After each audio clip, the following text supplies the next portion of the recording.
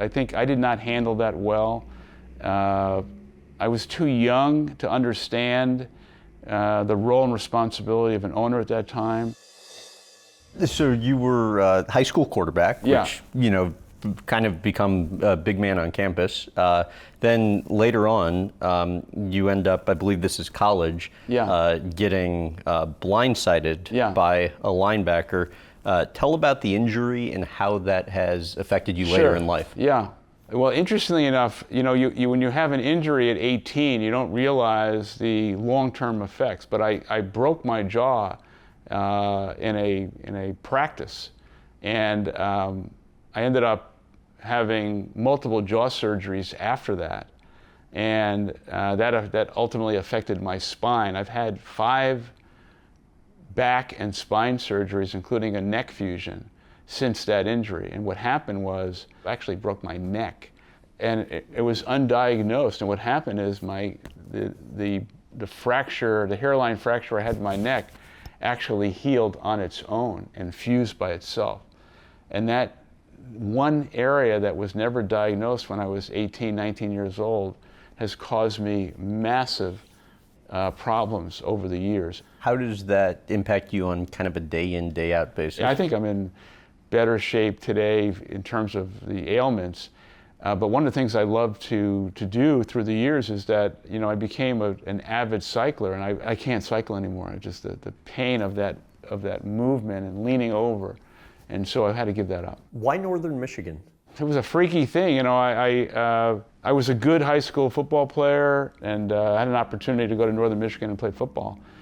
When I got there, though, I realized I was like, holy like, these guys are big and strong, and I'm not as good as they are. And Steve Mariucci, who was the quarterback of that team, was so good and much better than me. And then another great player, Tom Izzo, who's the coach of Michigan State, was the point guard on the basketball team. Those guys became lifelong friends of mine. But I wasn't good enough. I just wasn't. And so the injury kind of ended my career. And so I ended up not playing college football. That was kind of a turning point in my life where I had to move into other areas of interest and kind of swallow my pride. And I was steeped in humility at the age of 19. So we actually had somebody who sent in a question for you that I wanted to play back. Tom Izzo, oh my God. Hey Howard, Tom Izzo here. I hear you're meeting with my good buddy, Graham.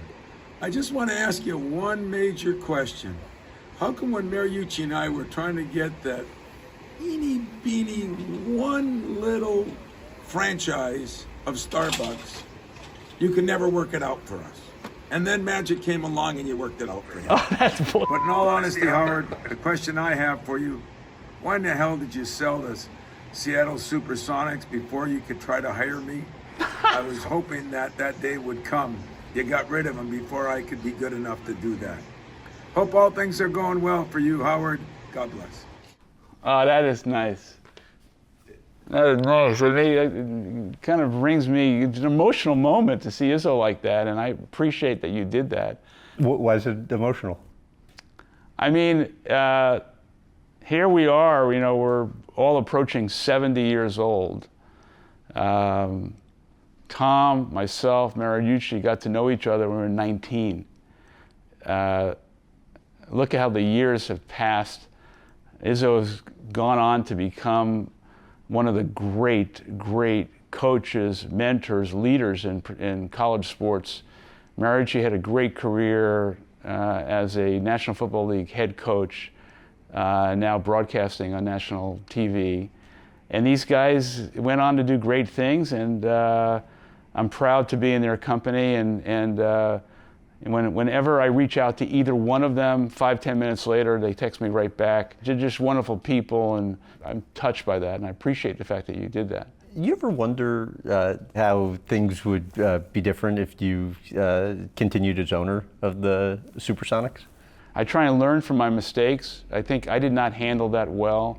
I was too young to understand the role and responsibility of an owner at that time. How so? The city of Seattle was going through a rough period. We didn't have the right arena.